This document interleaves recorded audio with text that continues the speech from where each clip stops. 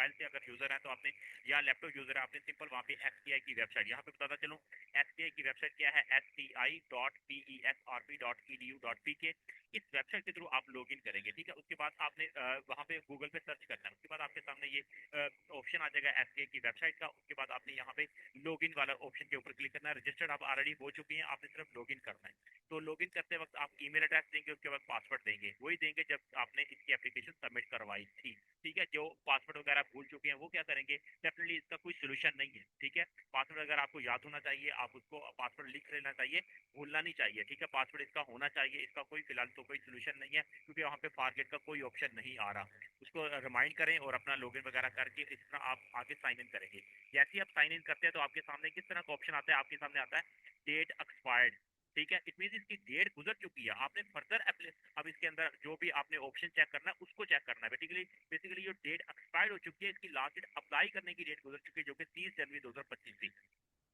तो date expired जो हो चुकी है, टाइम बाय नेक्स्ट टाइम, मतलब उन लोगों के लिए जो अभी अप्लाई करना चाहते हैं उनके लिए ये लिखा आ रहा है। लेकिन जिन्होंने अप्लाई कर चुका है, वो कामयाब हो चुकी हैं, वो यहाँ पे क्लिक करेंगे, थ्री डॉट पे क्लिक करेंगे।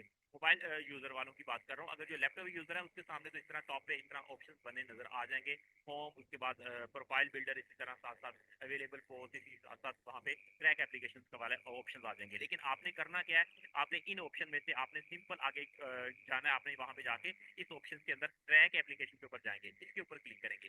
जब आप ट्रैक एप्लीकेशन के ऊपर जाते हैं तो वहाँ पे आपको ऑप्शन मिलेगा, वहाँ पे इस तरह के, ठीक है, ये ऑप्शन मिल जाएंगे आपको, ठीक है।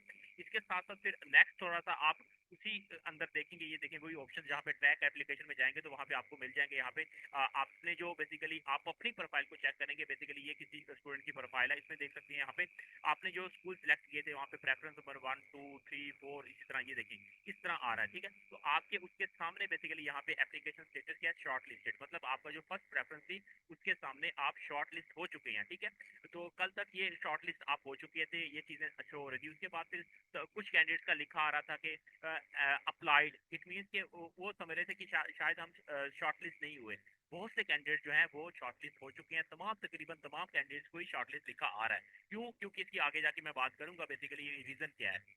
देखें, अब यहाँ पे ये अप्लाइड है, अप्लाइड उसके बाद शॉर्ट लिस्टेड, मतलब जिन जिन स्कूल के अंदर आप शॉर्ट लिस्ट हुए हैं उनके सामने यहाँ पे शॉर्ट लिस्ट लिखा आ जाएगा। उसके बाद आपने करना क्या, ये देख सकते हैं यहाँ पे कल तक ये ऑप्शन नहीं था, इसके सामने कोई ऐसा ऑप्शन नहीं था यहाँ पे एक्शन का। आपने इस अप्लाइड को देखते हुए जो शॉर्ट लिस्ट जिसमें हो चुकी है, अगर आप तमाम में हो चुके हैं तो तमाम को चेक करेंगे, अगर आप किसी एक में हुए हैं तो एक को चेक करेंगे, दो में हुए तो दो को चेक करेंगे, ठीक है। कैसे चेक करेंगे, आप इस शॉर्ट लिस्ट के सामने आपको ये ऑप्शन मिलेगा, ठीक है। यहाँ पे देख सकते हैं शॉर्ट लिस्टेड, इसके सामने ये एक्शन का वर्ड मिलेगा, ये थ्री लाइंस नजर आ रही है, ठीक है। इसके ऊपर क्लिक करेंगे, जैसे आप इसके ऊपर क्लिक करेंगे, फर्स्ट स्कूल के ऊपर क्लिक करेंगे, ये सेकंड स्कूल, थर्ड स्कूल जो आपने वहां पे चूज किए थे, ठीक है। अब अगर आप सेकंड को चेक करेंगे, इसके ऊपर क्लिक करेंगे, थर्ड को, इसके ऊपर, फोर्थ के लिए, इसके लिए। तो आप फॉर एग्जाम्पल फर्स्ट के ऊपर क्लिक करते हैं तो आपके सामने क्या ऑप्शन आएगा, फर्स्ट को फॉर एग्जाम्पल फर्स्ट स्कूल को अगर क्लिक करते हैं तो यहाँ पे जो यहाँ पे आपने अप्लाई किया था इसके ऊपर क्लिक करेंगे तो आपके सामने इस तरह का ऑप्शन मिल जाएगा। देखें, ये मेरिट लिस्ट आपकी ओपन हो जाएगी, ये देखें किस तरह की मुकम्मल मेरिट लिस्ट आ जाएगी, ठीक है। कि उस स्कूल के अंदर जिन जिन कैंडिडेट्स ने अप्लाई किया है, उस यूनिक काउंसिल के अंदर जिन जिन स्कूल के अंदर कैंडिडेट्स ने अप्लाई किया है, मेल है, फीमेल है, ठीक है, उनकी यहाँ पे इस तरह लिस्ट ओपन हो जाएगी तमाम कैंडिडेट्स की। आप उनका भी डाटा भी देख सकते हैं, उनका मेरिट कहाँ पे बन रहा है, ये मुकम्मल लिस्ट आपके सामने आ जाएगी, ठीक है। फॉर एग्जाम्पल ये यहाँ पे मैंने थोड़ी सी क्रॉप किया क्योंकि स्टूडेंट्स का डाटा मैं शो नहीं करवाना चाहता, तो उनका नेम, उनका फोन नंबर, वो सारी यहाँ पे चीजें आ जाएंगी, ठीक है। तो उनका करना क्या, आपने बेसिकली आपने देखना है कि फर्स्ट जो है ना, फर्स्ट आपने यहाँ पे पहले चेक कर लेना कि आपका नेम कहाँ पे आ रहा है। फॉर एग्जाम्पल 7 पे आ रहा है तो आप 7 नंबर पे आ रहे हैं, उसके अकॉर्डिंग आपका वहाँ पे प्रेफरेंस नंबर, ये वाला जो स्कूल जो आपने ओपन किया था इसका प्रेफरेंस नंबर 1 है, ठीक है आपका। तो इसके मुताबिक यहाँ पे मैं थोड़ा सा इसको थोड़ा सा कर दूँ नीचे, देखिए आपका लेट्स सपोज ये 7 नंबर पे आ रहा है, ठीक है, 1 2 3 4 5 6 7, चलिए इसको मान लेते हैं, ठीक है। लेट्स सपोज इसको मान लेते हैं, ठीक है, या इसको मान ले, जो भी आपने सपोज करना है, ठीक है। फॉर एग्जाम्पल आपका आ रहा है ये वाला स्कूल, ठीक है, 7 नंबर पे आ रहा है आपका, 7 नंबर पे स्कूल जो आ रहा है। अब ये 5 क्या चीज शो करवा रहा है, प्रेफरेंस, इट मीन पांचवी प्रेफरेंस है इस कैंडिडेट की, ये पांचवी प्रेफरेंस है, ठीक है, कि इस स्कूल में वो सिलेक्ट होगा या नहीं होगा, ठीक है।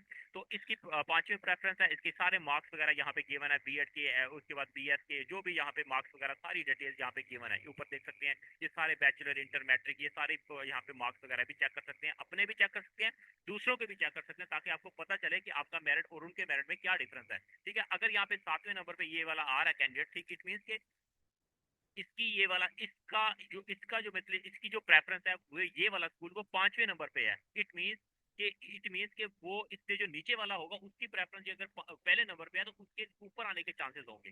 ठीक है, तो लेट्स सपोज यहाँ पे इसकी प्रेफरेंस ये पहले नंबर पे है। ठीक है, तो ये इसी स्कूल को तरजीह दे रहा है। इट मीन्स इसकी प्रेफरेंस जो है ना ये चौथे नंबर पे है, इसका मतलब इसकी प्रेफरेंस दूसरे नंबर पे है, इसका मतलब ये 2 वाला ऊपर जा सकता है।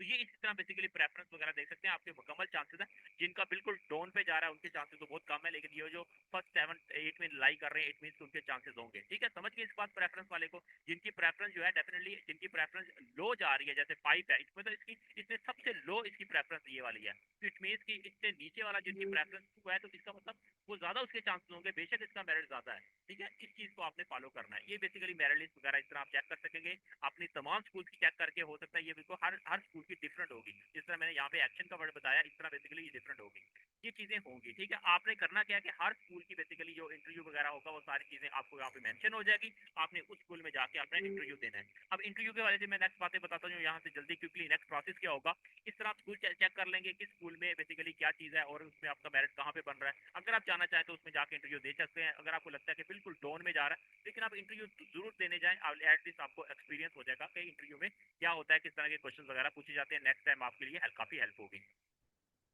तो अब यहाँ पे नेक्स्ट प्रोसेस को देख लेते हैं। यहाँ पे बेसिकली ये 22 से स्टार्ट हुई थी एप्लीकेशन, 30 इसकी लास्ट डेट थी अप्लाई करने की।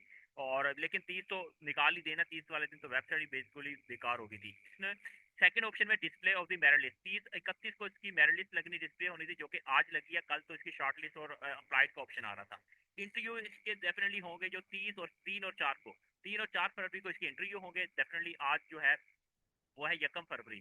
3 और 4 को इसके इंटरव्यू होंगे और उसके बाद फिर इसका होगा display of the merit list of the selected candidate on the portal under notice board of the respective school. ठीक है, तो ये बेसिकली ऑनलाइन पे हो जाएगी डिस्प्ले, मेरिट लिस्ट डिस्प्ले हो जाएगी कैंडिडेट के पोर्टल के ऊपर भी हो जाएगी और स्कूल के नोटिस बोर्ड के ऊपर भी हो जाएगी। ऑनलाइन पे इसी तरह आप चेक कर सकेंगे। डिस्प्ले होगी, इंटरव्यू देने जाएंगे, आपके यहाँ पे जो मार्क्स शो हो रहे हैं ये वाले मार्क्स, यहाँ पे ये वाले देखिए, ये वाले मार्क्स और इंटरव्यू के 5 नंबर जो आप दे के आएंगे। उसके बाद फाइनल मेरिट लिस्ट बनेगी जो कि होगी 6/2/2025 को, 6 फरवरी को फाइनल मेरिट लिस्ट लगेगी। ठीक है, मतलब फाइनल मेरिट लिस्ट आपकी लग जाएगी, जो टॉप पे आएंगे उनको सिलेक्ट कर लिया जाएगा। लेकिन जिनको लगता होगा कि उनके मार्क्स ज्यादा बनने चाहिए इंटरव्यू और उसके अलावा एकेडमिक में, यहाँ पे जो डिग्रीज वगैरह यहाँ पे आपने जो पुट की है, यहाँ पे जो मार्क्स वगैरह यहाँ पे जो आपके मार्क्स वगैरह शो हो रहे हैं, आपको यहाँ पे लगता है कि आपके मार्क्स यहाँ पे ज्यादा हुई है, तो अभी आप इसके ऊपर कोई एक्शन नहीं ले सकते। ठीक है, आपने एक्शन लेना है बाद में। पहले आप इंटरव्यू देने जाएंगे, इंटरव्यू दे के उसके बाद ये मेरिट लिस्ट लग जाएगी। फिर आपने क्या करना है, एप्लीकेशन लिखनी है। ठीक है, डीईओ को कि आपका इंटरव्यू में भी मार्क्स कम लगे हैं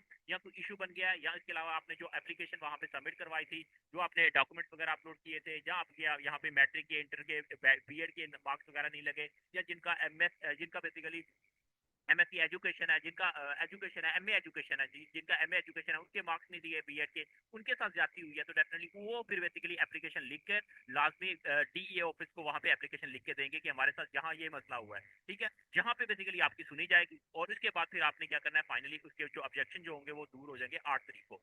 8 तारीख को ऑब्जेक्शन दूर हो जाएंगे, उसकी लिस्ट वगैरह लग जाएगी। अगर जिनका जो होना होगा वो हो जाएगा, जिनका नहीं होना होगा नहीं होगा। डेफिनेटली ये सारी चीजें होंगी। ठीक है, ये बेसिकली आप इस तरह एप्लीकेशन वगैरह देकर अपने जो भी आपके ऑब्जेक्शंस होंगे इस तरह आप दूर कर सकेंगे। उसके बाद फाइनली 7 तारीख को क्या होगा, आपके लेटर वगैरह इशू हो जाएंगे और आपकी ज्वाइनिंग वगैरह हो जाएगी। ठीक है, डिस्प्ले हो जाएगी लिस्ट वगैरह। अगर मतलब ये क्योंकि यहाँ पे अपडेट होगी ना, क्योंकि जिनका कोई इशू होगा तो 6 फरवरी को जिनकी लिस्ट लगेगी उसके अंदर थोड़ी बहुत चेंजिंग आएगी डेफिनेटली, जिनके जो इश्यूज होंगे। तो 10/2/2025 को फाइनल लिस्ट लगेगी, उसके बाद आपकी सिलेक्शन हो जाएगी। ये बेसिकली मुकम्मल प्रोसेस होगा, लेकिन ये प्रोसेस जो होगा ना बिल्कुल फेयर नहीं होगा। मुझे जहां तक लगता है बिल्कुल फेयर नहीं है, क्योंकि इसके अंदर बहुत से स्टूडेंट्स के ऑब्जेक्शंस हैं, एतराजात हैं, अप्लाई से लेकर एंड तक एतराज होंगे। एतराज क्या है, क्योंकि इसकी में एमए एजुकेशन के मार्क्स नहीं दिए जा रहे, इसके अलावा यहाँ पे कोई क्राइटेरिया नहीं है, इसके अलावा परसेंटेज के मार्क्स वगैरह सही शो नहीं हो रहे। ठीक है, और उसका कोई पता नहीं है। इसके साथ साथ यहाँ पे इंटरव्यू में बहुत ज्यादा यहाँ पे हम कह सकते हैं 2 नंबरी चलेगी इंटरव्यू के अंदर भी। ये सारी चीजें हैं, अल्लाह करे बेहतरी हो, बेहतर हो और सारा चीजें मेरिट पे हो। लेकिन ये है कि जो स्टार्टिंग से जो इसका प्रोसेस था ना वो बिल्कुल भी मुझे तो खास तौर पर पसंद नहीं आया, जो ऑनलाइन इसका प्रोसेस था। बहुत से कैंडिडेट्स के लिए मसला था और ये अप्लाई वगैरह नहीं कर सके। लेकिन ये है कि आप ना उम्मीद ना हो इंशाल्लाह, जिनका नहीं भी हो सका तो वो आगे बढ़ें, हिम्मत करें, कोशिश करें इंशाल्लाह। आगे अंधेरा नहीं है इंशाल्लाह, रोशनी है, आपने आगे बढ़ना है। लेकिन ये है कि ये चीज़ें जो इस तरह के जो 4 महीने के लिए कुछ अरसे के लिए ये इंटर्नशिप आई है, इसके लिए इनको एटलीस्ट बाई हैंड एप्लीकेशन वाला प्रोसेस ही अडॉप्ट करना चाहिए। और ये कोई लंबा चौड़ा प्रोसेस नहीं है।